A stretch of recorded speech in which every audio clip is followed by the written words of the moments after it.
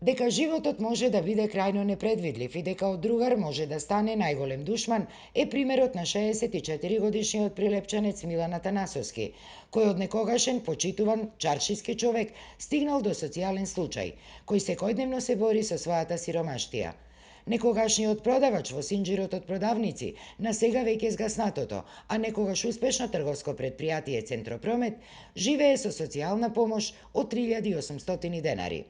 Со носталгија присетувајќи се на старите времиња, кога го познавала целата Прилепска чаршија, раскажува дека сега, заборавен од сите, едва и врзува крај со крај. Никој не ми издржува сега, само работава е што се подработува, иначе тешки работи се и не знам како ќе успеам, само надежта ме крепи уште. Милан ги исполнува условите за остварување на правото на пензија, ги поднели потребните документи.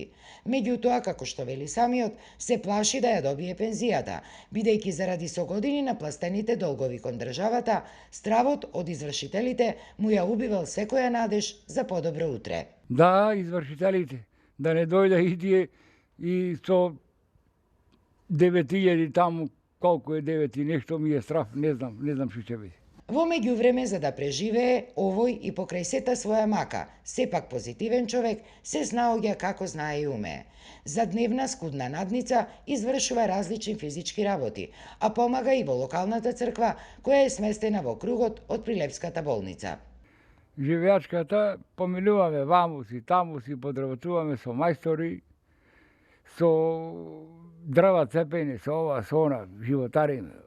Во црквата одам доброволно, помагам, некош има за да се избе за леп за ова зона, а пари не сум побарал и не ми треба, јас доброволно одам и со Бога сум, само со Бога. Милан од посмртта на своите родители во 1996 година живее сам во трошната родителска куќа која одамна го отслужила своето и која бара итно реновирање. Во неја нема ниту бања, ниту клозет. Вели, најголемата грешка му била што никогаш не се оженил, не основал семејство, па сега живее сам, како пустиник, што на негови години било особено тешко. И со вецето сум во тешка ситуација, користам собата како веце, клозето е распаднат, па си велам ако има некое да се помогни да се направи нешто, арно, ако не, фала му на Бога. А за капење, за туширање како? Тука исто во собата е, внатре. Со грејање вода или како? Не, со вода е, нашпоре, со вода, ништо. Соочен со суровоста на животот, сега на Милан му е добре дојдена секаква помош. Храна, облека, огрев, градежни материјали, пари.